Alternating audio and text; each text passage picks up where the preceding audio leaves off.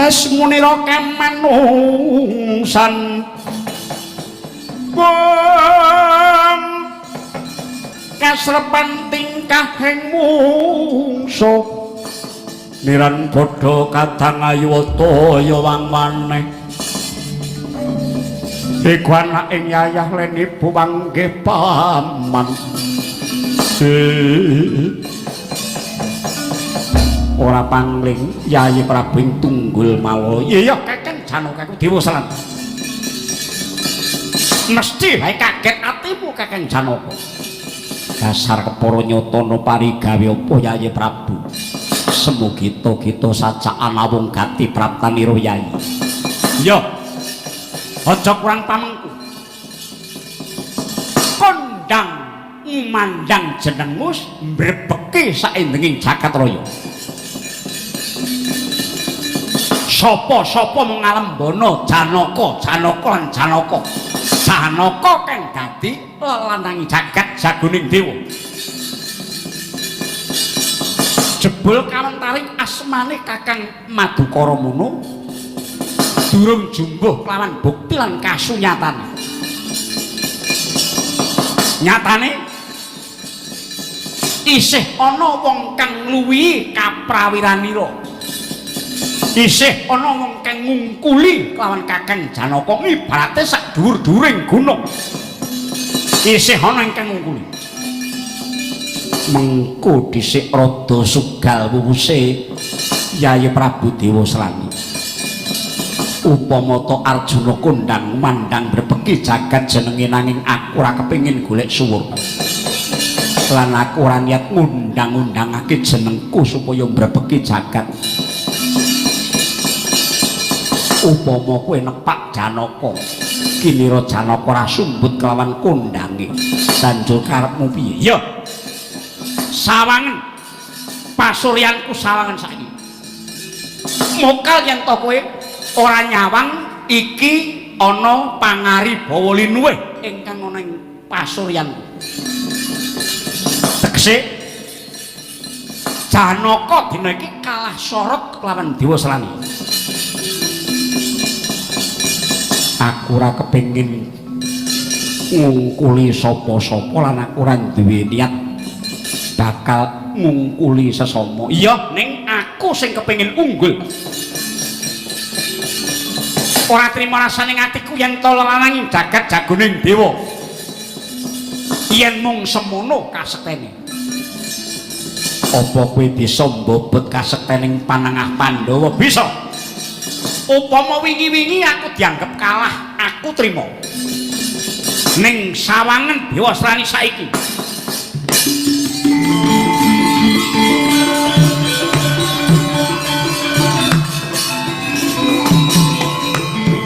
kapiatrisan kapirang brenangkul kinempit kompit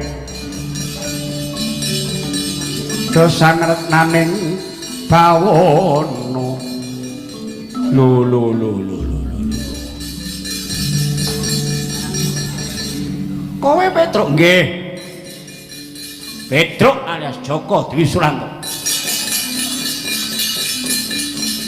ngatos-atos Gus iki ketoke kok ora beres iki kowe menengo Petruk Yayi Prabu Dewa Slani semunar njajal karo Janaka iya ora lega rasane atiku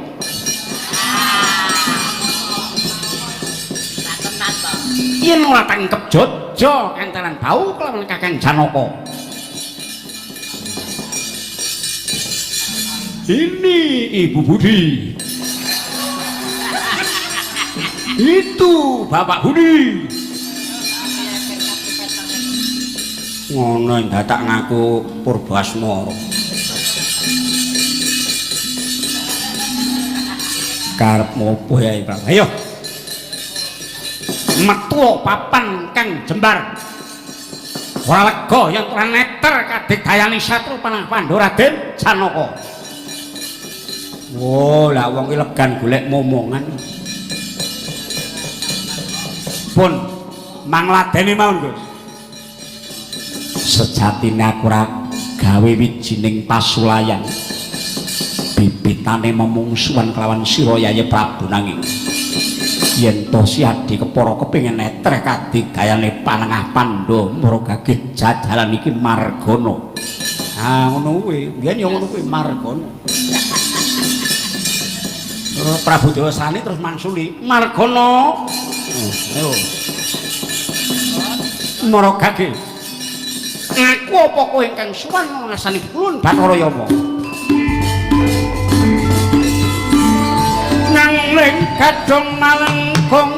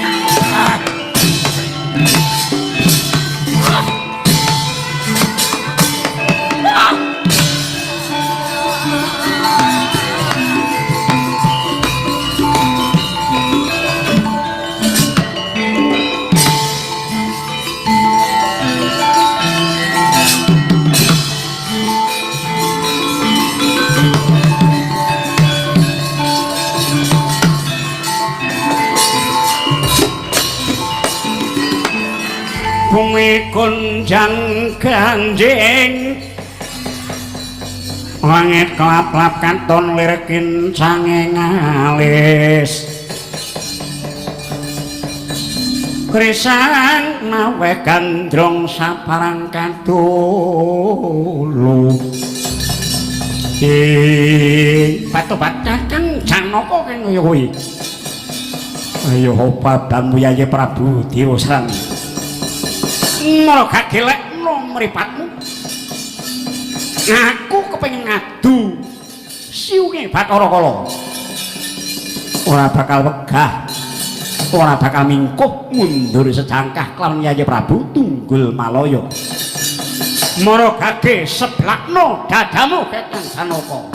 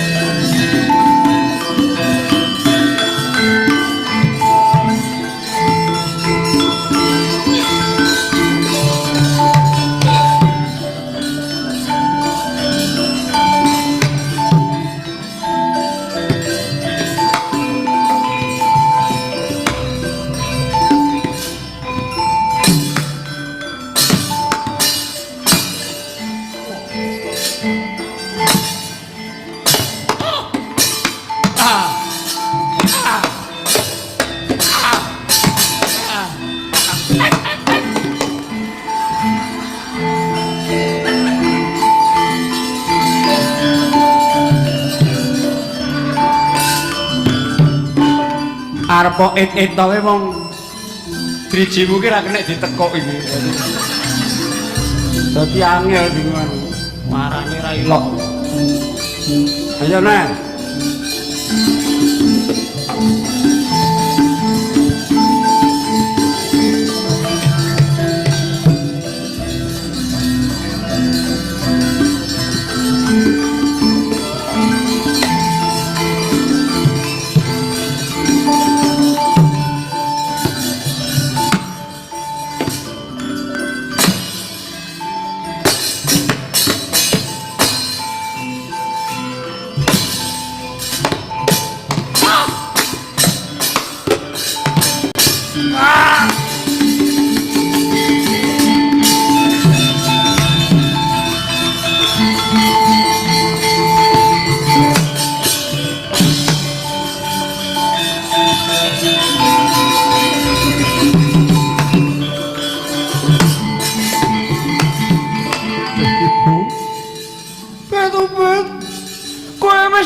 Purba Kayun palandene meksa keseser karo Pendhek Pandhawa nggih.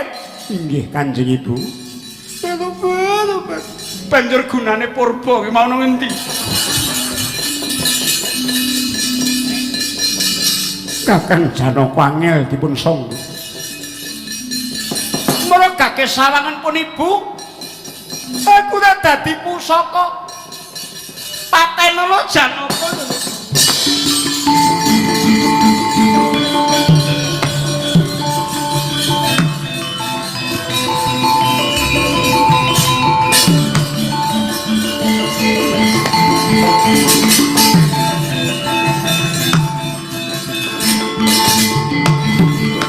Yo, waspadakno Kakang Janaka.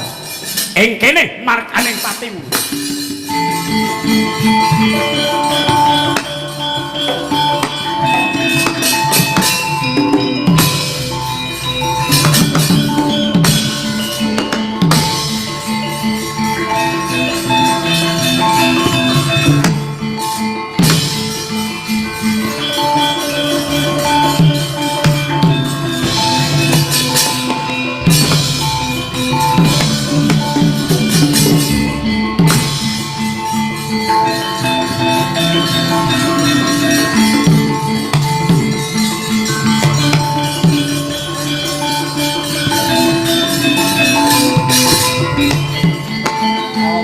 Kamu Kakang lebur tanpa dadi ngono wae dadi ndek amun-amun kendang kamprung katut ngangin.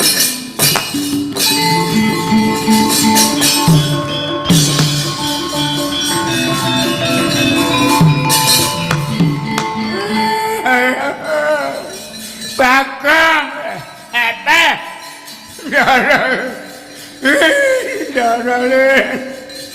Dara kene Ndara kendang keneng pusakane Dewa Srani. aja ya piye awake dhewe melu sapa? Bener. Gareng wis nyicil melu wong endi ngono.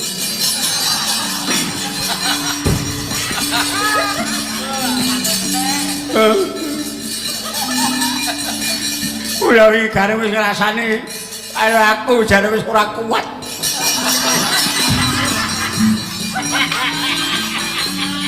Jare saya angel.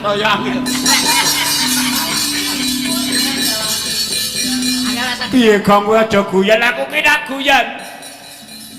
Lah piye diaturke Ndara Ngamarta.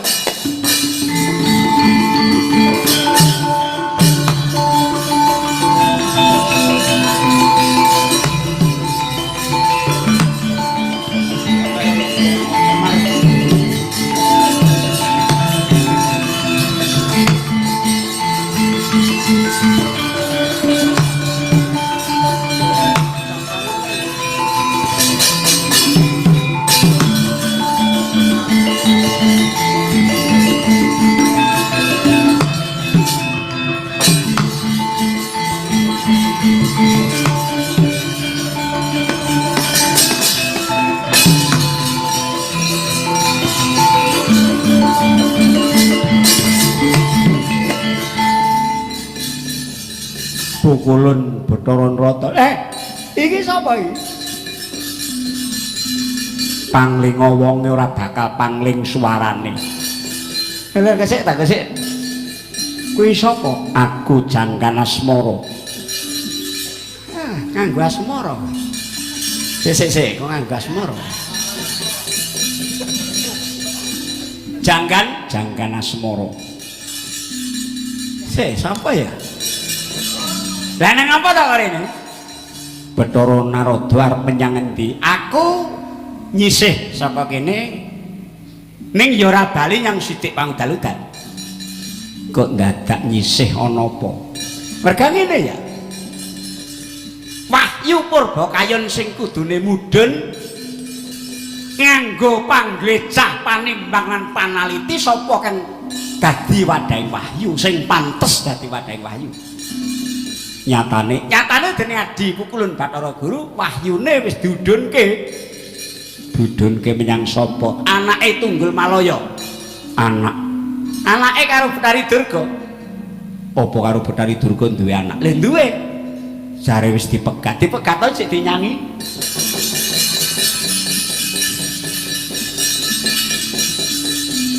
Dewa Srani. Yen ngono saiki mudhun yang Dewa Srani. Wis kebanjur digawa Dewa Srani.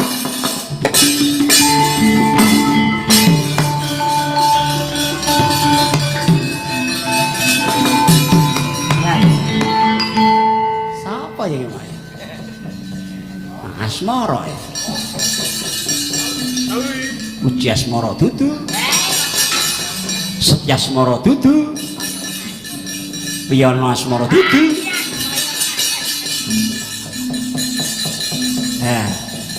Apa ya nek kong Asmara kok.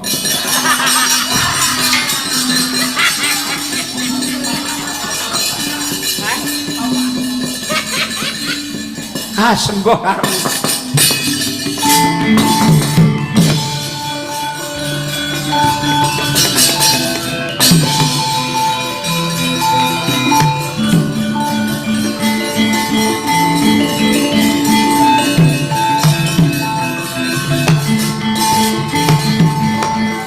Bathara Indra. Kowe sapa? Aku Jangkan Asmara. Ana parigawe apa? Endi Bathara Guru? Loh.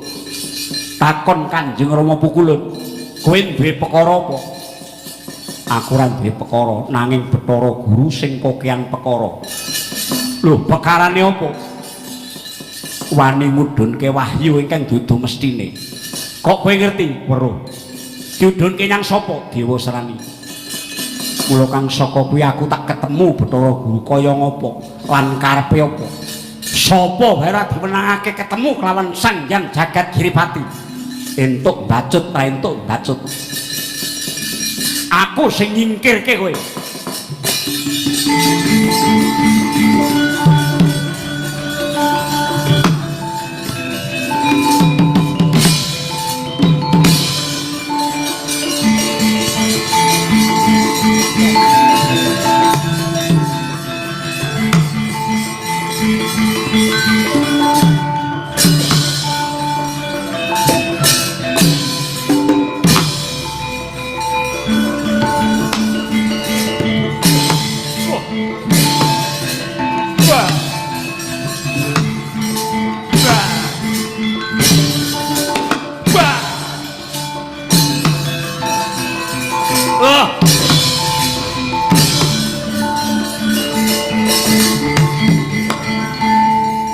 Ya, kowe wani ngidak-idak mestakaku.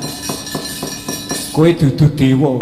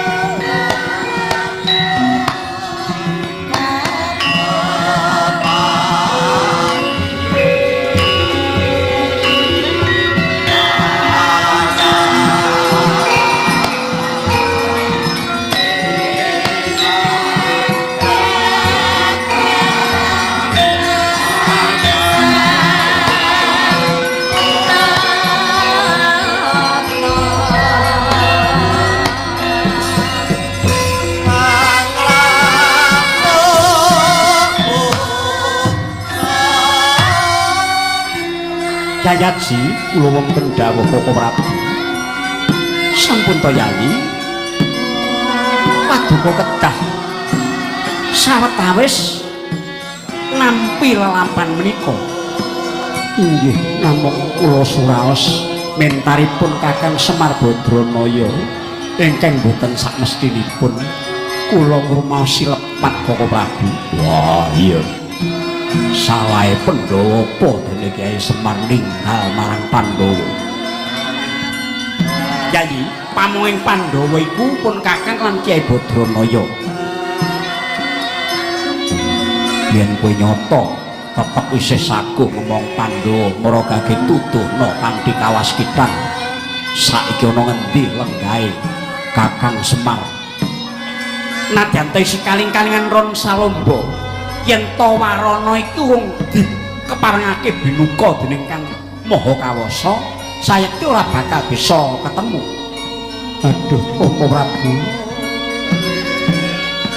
Menawi ngantos kedangon Kakang Semar Nayataka mboten manunggil kalian Pandhawa. Negari menika badhe kados sapu ingkang ical suhipun Koko Prabu.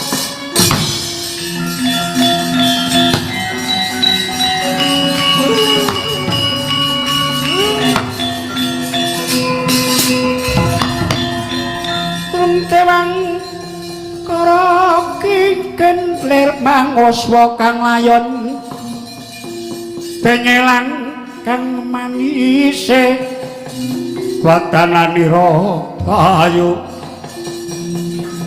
kumelku cemrah maratani marang sariranipun. Petro ana apa kawan-kawan tangis lepek jagung papunten sinuwun. Ana apa Petro? Wah, aja nangis sak glithuk ndasmu. Kang kowe matur, Mbak matur. Kowe sing kulino pambiwara. Kowe jare lulusan pambiwara. Jare sekolahmu aneng Osgo. Osgo yo. Matur sing apik. Mature piye? Ya kula nuwun. Ngono terus piye? Bapak. Dadak bapak. Kowe aja guyon ya Bagong. Mboten. Wah, sinuwun Prabu Ndarawati mromong. Apa grenjeng dapurmu kuwi? Kepareng matur Sang Prabu. Iya ya Petro. Kula kala wau wonten ing Madukara Kyai Semar wis kondur apa durung? Dereng, bapak niku dereng wangsul. Kan Bapak saploke mboten enten sibu niki. Bapak niku awis mantuk lho. Bapak niku mung ngliyek, bapak kok ngliyek. Bagong kowe menengo. Kowe nyapa to, Ro? Rogi rasa bremara kok dareh. Wong kare wani Ndara Werkudara niku sampluk. Banjur piye? Nggih wusananipun nggih rembang-rembang. Niku ketekan sapa kok? Ketekan Dewa Kumara.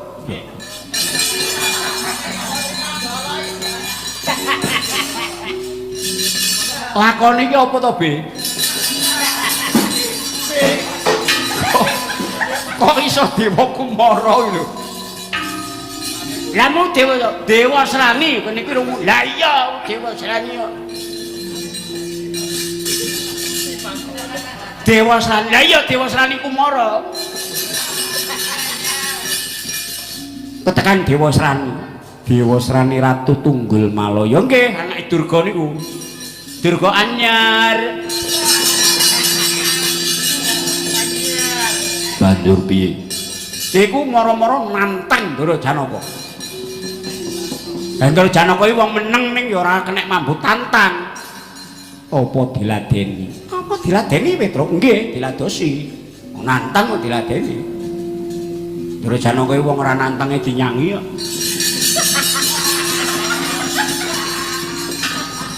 Lah kok nantang. Ora nantang we dinyang. Banjure nggih perang. Lah moro-moro ngeten lho. Niku ngetokke keris to. Ngono. Lah diwasane kena kesuduk teko pati mboten. Lho kok ora. Lah banjur mundur. Oh mundur. Dapur iku kaya guneman karo sapa? Ha nggih. Lah niku tunggu painah niku. Painah. Imbat-imbat tamake Ndara Janaka sakniki kendang.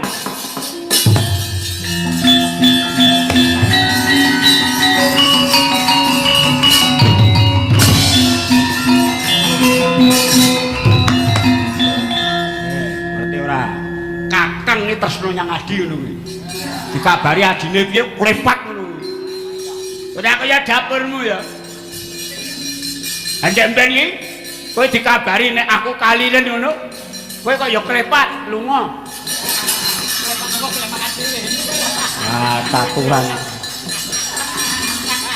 Won. Opo Bagong?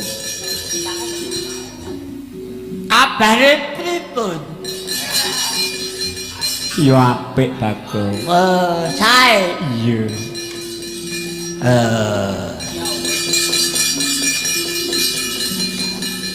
Lah ngriki usum napa? Wong edan wong ratu takoni panen.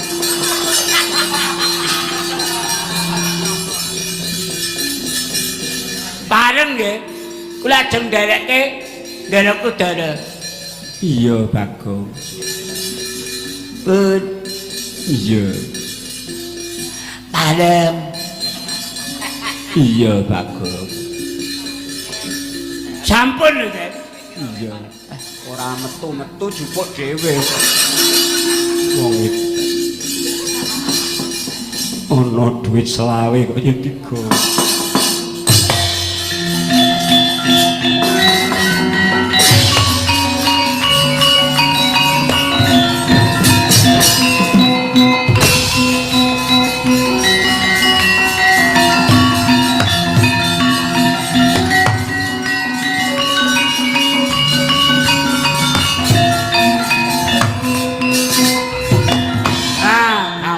Sing tak goleki adine wis mudar kakangne ganti tak plotot nyawane nyawa sangkem.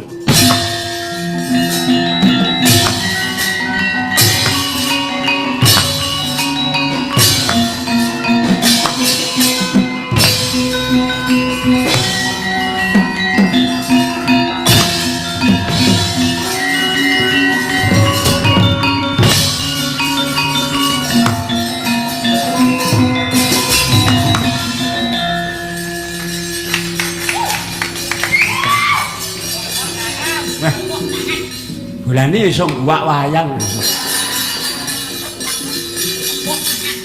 Arep ngopo?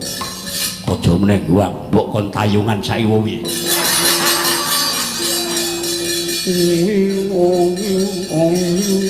Dong tang tong tang.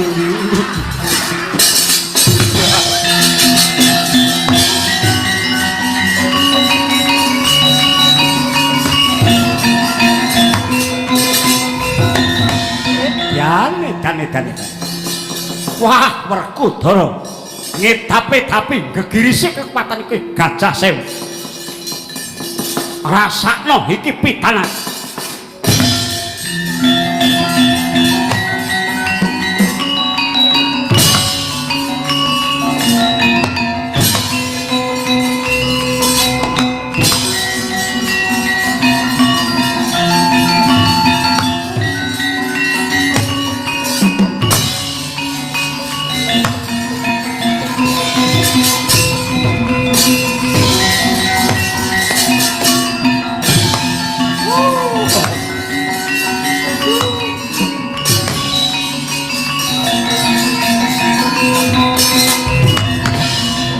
Dong bebayani panahe.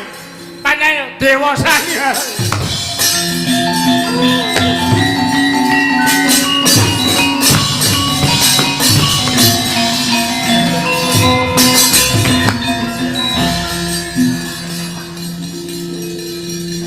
Nganti rusak mekutaku.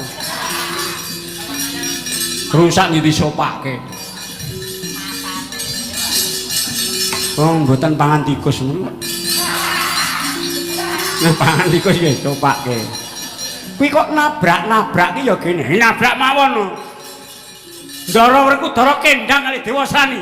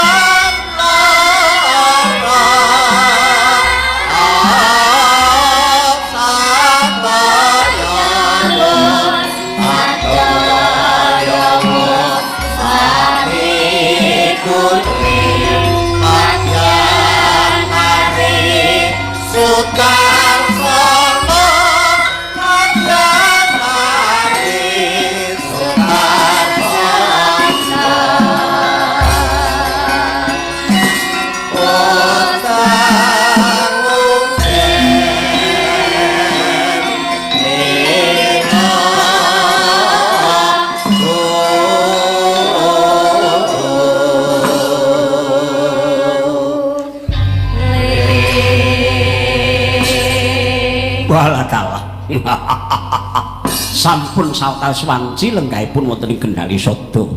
Bingah kula menika mlayu nyawang nem-neman kados ndika Raden Gatotkaca lan Kang Raying Plongkowati Raden Abimanyu.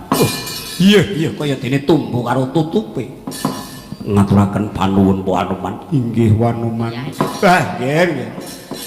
Nanging menawi kula dipun desek kemawon supados atur pitedhahing pundi lenggahipun Kyai Semar Badranaya. Kula dereng saged ngaturaken nanging wonten tandha-tandha ingkang mapan wonten ing wewengkon Gunung Tidar. Gunung Tidar menika wonten pundi? Wonten sisih kilen yo ya. Nek mekaten monggo kula dherekaken sowan wonten ngersanipun Wa Semar Badranaya tumuli badhe kula boyongi supados kundur ngemong dhateng para Pandhawa. Hanuman malumpat sampun prateng witing naga sari jagat dewa Bathara nggih. Namung jengandika menika tuhu satriya ingkang utama. Satriya ingkang utami menika nindakaken dharma lan wewarah kedah. Ada dasar kawicaksanan kepinteran kadigdayan lan ugi lelabuhan nggih Bu. Tansah kula sedhaken dawuhipun Siwa Anoman. Nggih. Sejatosipun ingkang nami satriya sejati menika antawis lathi kaliyan pakarti kedah nyawiji. Hambekipun kedah susila lan anuraga, liripun susila patrap kedah saged ngenggahaken. Nuraga tegesipun anut ing raga. Raga menika asalipun saking bumi geni Banyuwangin ingkang ugi badhe wangsul dhateng mula bukanipun. Kula pitaya mangke menawi sampun pinanggih papan palengganipun Kyai Semar Badranaya sing ngandika kedah mawi patrap susila anuraga nggih. Maaneman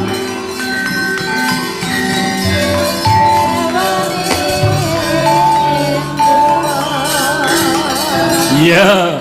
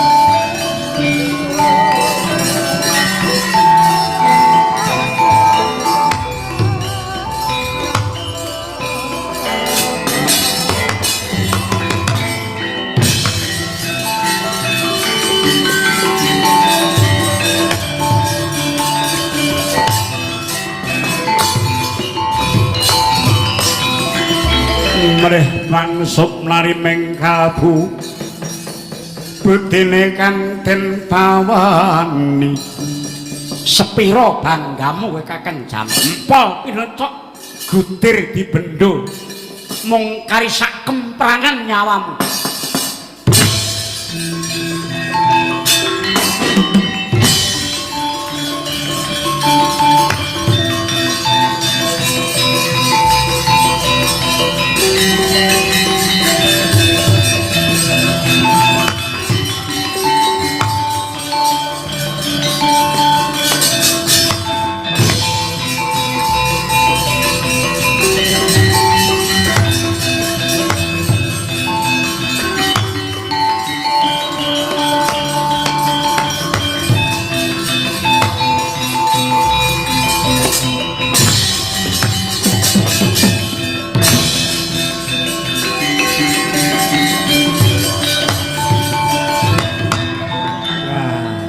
mboten Mas Paos nggih.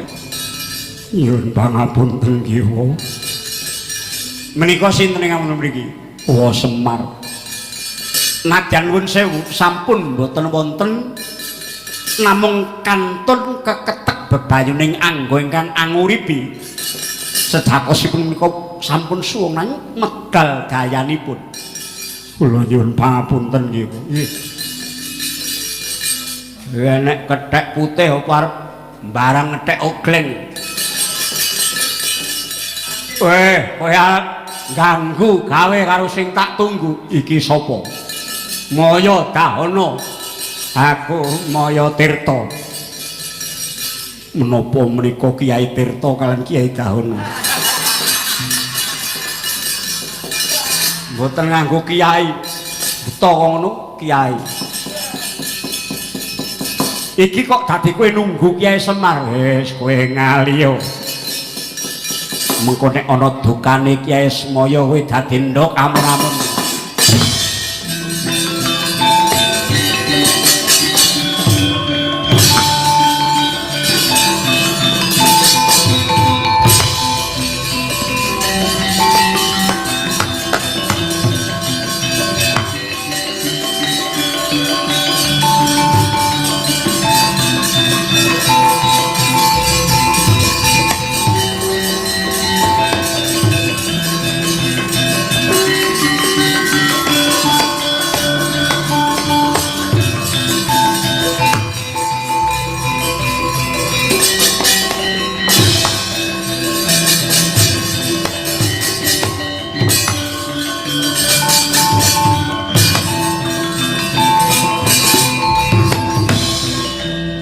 Weruh aku mak klepat.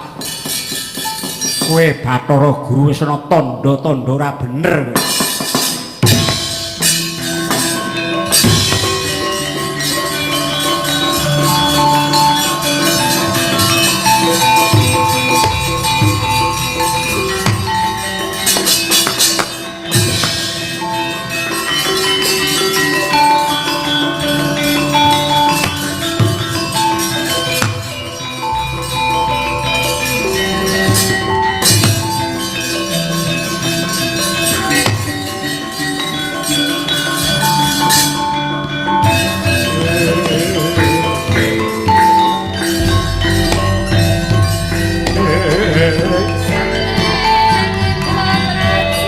Leming mawa limbut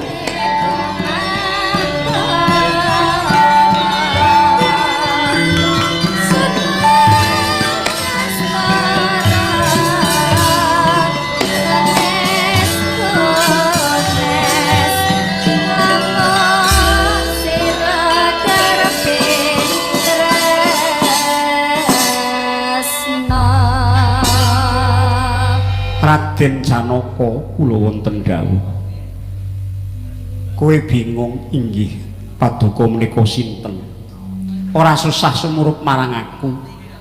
Nanging kenging menapa paduka mitulungi dhateng kula. Wis wajibe padha tumitah kang lumaku ing dharma kudu tulung tinulung.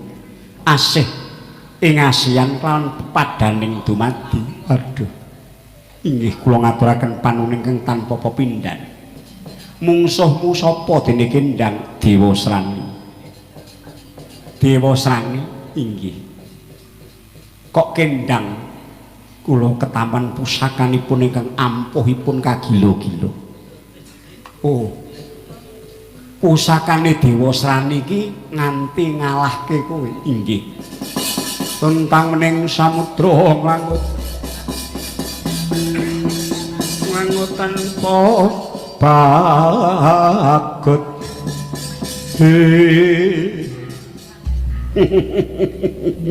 kenging menapa gumujeng ya aku guyu kowe maju sepisan maneh mangke kula pejah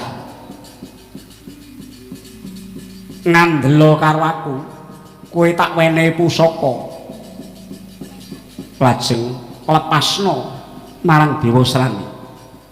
Menapa paduka kagungan pusaka duwe wong saguh namba rana-rana kok ora duwe pusaka iki piye?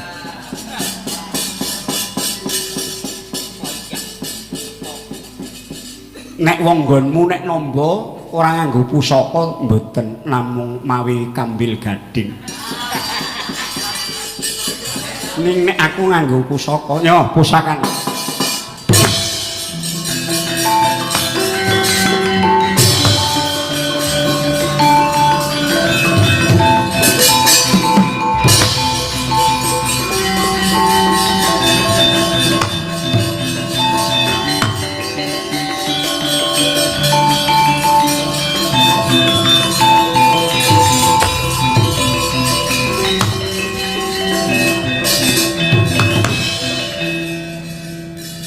Kakang Mas ora susah nangis. Paduka saged wicanten iso. Panah kok saged guneman iso. Panah kok ngene kok mboten gadah tutuk, ora duwe cangkem iso guneman. Apa sing iso guneman iku sing duwe cangkem?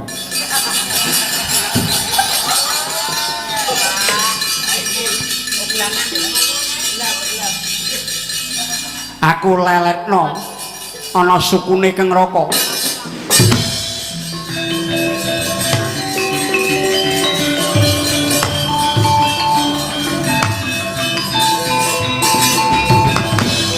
Janaka, kowe nulungi aku inggih Kakang Mas. Dewa Srani sekti tenan. Kula aturi lenggah. Dewa Srani mungsuhipun kula.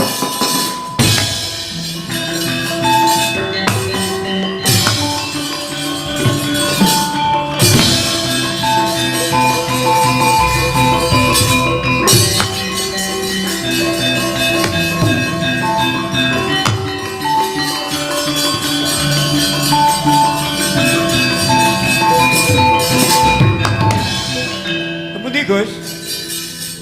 Kok malah pun ngasta panah? Iya, Petro. Loh. Iki panahku. Loh, kok sanes adatipun? Gong, rene ya, Gong. Panah Indra Janaka iso tung gentung.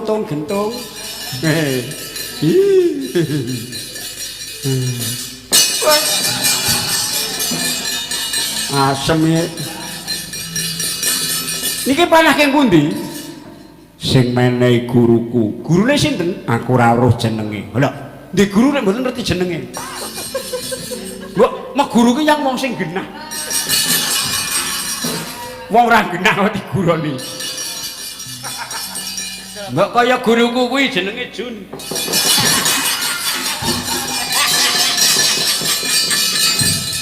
Ngaliya Petrak patenane terus. Oh.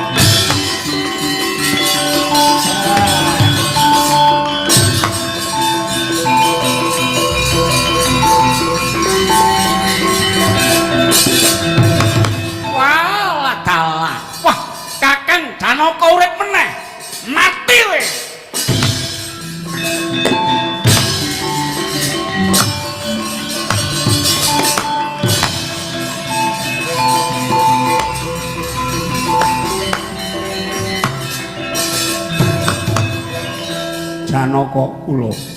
Ora sambok culke tak rono dhewe.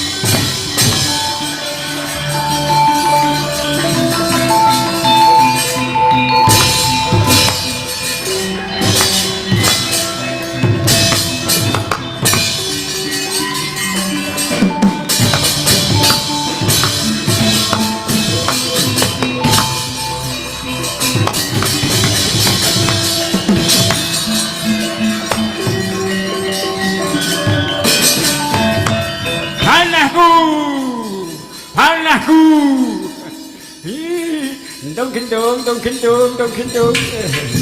Wah. Apik temen to truk panahmu. Wah, tung gendong. Ya jadi tunggangi to, kok. Bae tuh iso tung gendong kok ditunggangi. Wah, menangan tenan iki. Nek pancen ki wong titis ayo. Rambutku gatel dikukur. Oke, begini.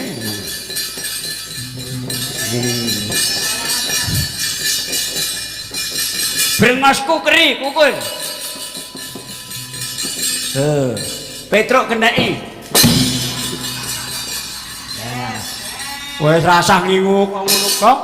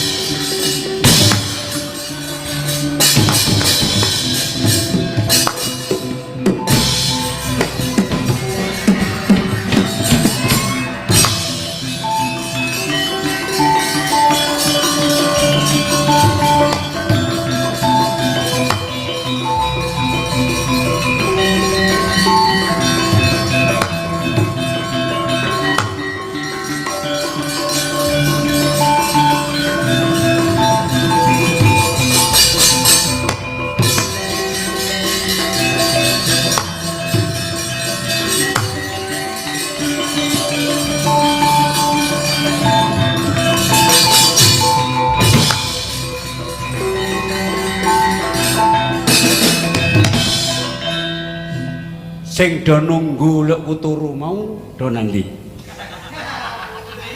Wong wis gloso ning kono, anggere aku wis merem kok ditinggal lunga. Bocah do kurang ajar. Tak kira tresno karo aku jebul guru ngenteni satu. Wong dikandani kon nunggu sak baline kok.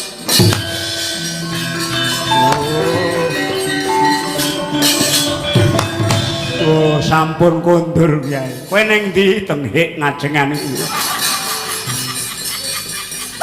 Wis aku nedha nrimo ya kuwi menehake tarima kasih marang sira Baliya nyang alam Gandarwa.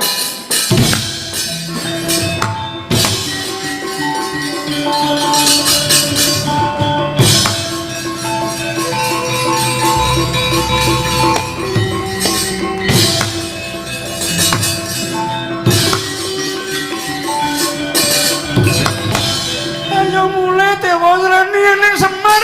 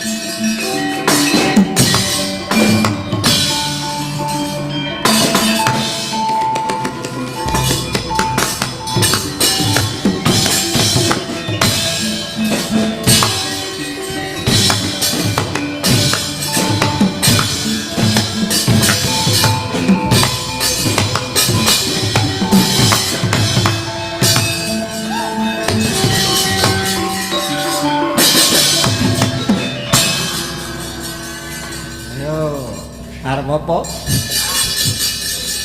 Aduh, aduh apa ayo? Aja dirapeti. Aku ora seneng nek nganggo klambi ngene iki. Aduh, Kakang, aduh Kakang, aduh Kekeng. Aduh Kakang. Aduh, kamu. Rapet meneh. Aduh. Nganggo mekutha. Lho kok. Aduh Kakang. Gapo yo Kakang gapo.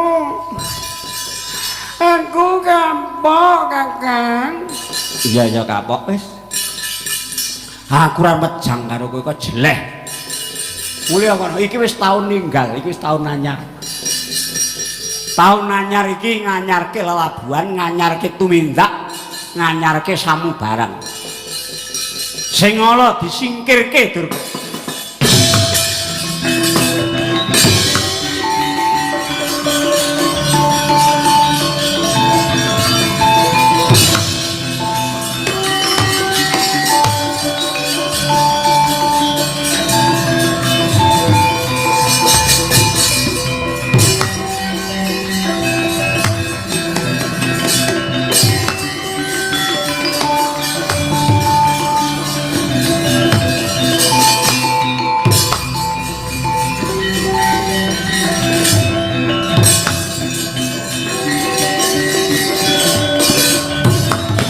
Kanjeng Ibu bali wae.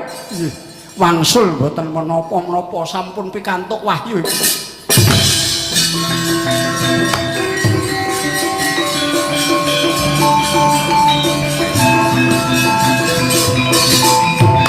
Paduka Pukulun.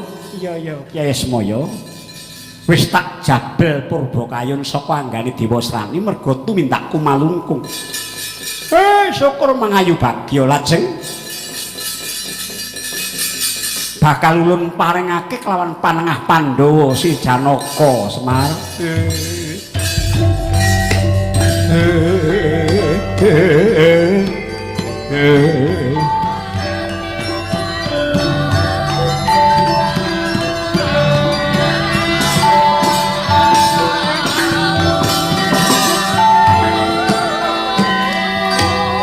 Arjuna kula wonten pangandika ngadhawuh Pukulun sumurupa kaki lelabuhane ing jagat tanpa timbang anggone wong tansah budidaya tentrem rahayuning jagat sawigung ngaturaken panuwun mula kang sapa iku sayektine sekawit ancasing sedya ulun paringake Bathara Guru supaya tumedhak ing nugraha marang panengah Pandhawa parandene Bathara Guru sisip ing tumindak merga gedhe tresnane marang kulawarga Mara Janaka bukaan wiwaraning Tyasira.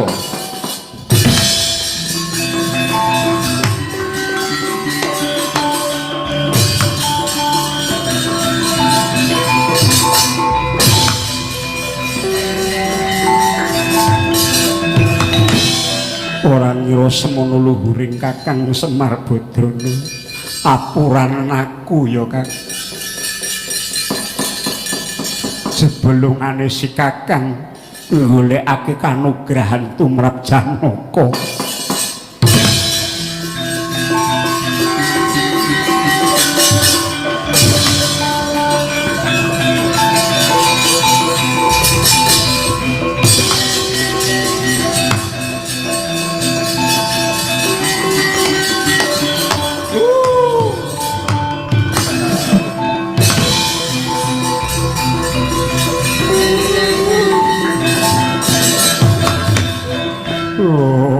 Petruk, aku tak pedhok karo wong tuamu ya to. Ki macan kondi? Macan kok ngantuk. Wanggane kok mbok macane sing rada sigrak ngono kok. Macan kok kucing. Aku lak temu wong tuamu kan njaluk ngapura. Aku njaluk diruwat Pedro. Oh. Sajene kathah akeh kok sampean iso. Jarike 7 leh metu ku ngendi kur dapure macan. Weh kowe aja wina karo aku. Wis sapa njaluke Kyai Semar tak turuti.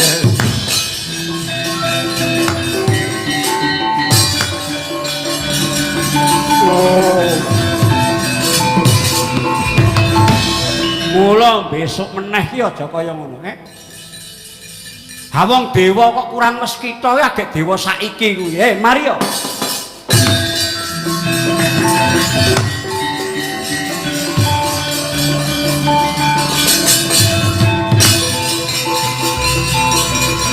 Lolo.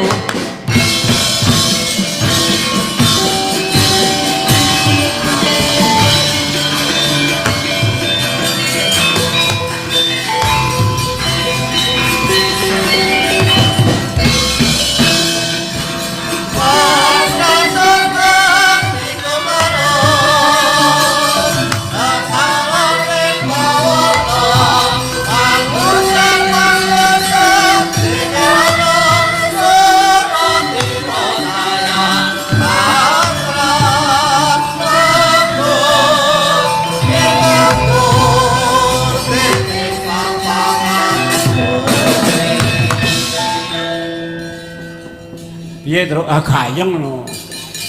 Oh ngatasé penggerongku gelem ngene iku.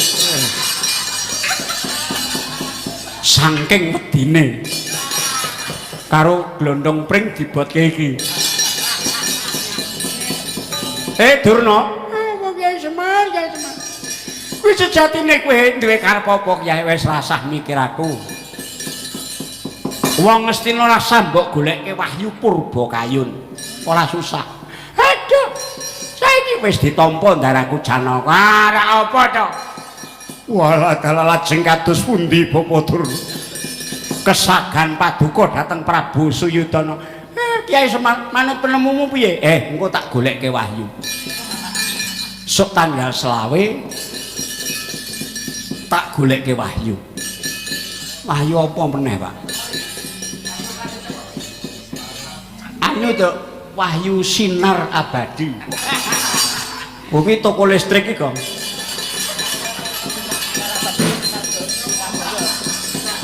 Nah ya apik no, engko terus ditulis ning kaose terus mangkat numpak bis ngono kabeh ditulisi Sinar Abadi Sinar. Grup. Nyata paduka sang jiwa minulya pamong luweh.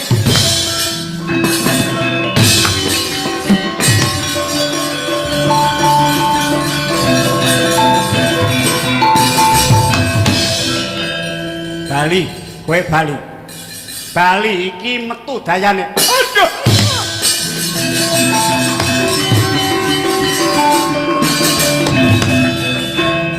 Dapure yang ngene nek dayan. Sektimen to, Pak.